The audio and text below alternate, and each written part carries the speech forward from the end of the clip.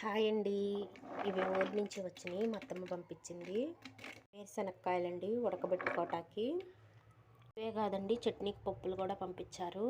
అక్కడి నుంచే తెచ్చుకుంటామండి మేము. వస్తా ఆడపడుచు పిల్లాడు ఇక్కడే చదువుకుంటున్నాడు. ఆ అబ్బాయి ఊరెళ్ళాడు, వచ్చేటప్పుడు తెచ్చిపెట్టాడు. పిల్లలు స్కూల్కి వెళ్ళిన తర్వాత నానబెట్టానండి, నీట్గా అయిపోయినాయి. ఇప్పుడు తీస్తున్నాను కడిగి. 2-3 టైమ్స్ నీట్గా వాష్ చేసుకున్నానండి. దీంట్లో ఉప్పు వేసుకొని నీళ్లు పోసుకొని 2 విజిల్ రానిస్తే సరిపోతుంది. మా ఆయనకైతే చాలా చాలా ఇష్టం ఇవి. మా బాబుకి కూడా. మా పాప నేను తింటాము. కొంచెం సాల్ట్, ఇంకొండి వాటర్ కూడా పోసాను. ఇంకా పొయ్యి మీద పెట్టుకోవటమే. 2 విజిల్స్ సరిపోతాయండి. హైలో ఒకటి, మీడియం ఫ్లేమ్లో ఒకటి.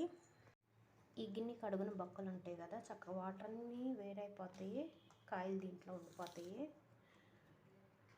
అంతే అండి video. Bye. Please like, share, subscribe to my channel.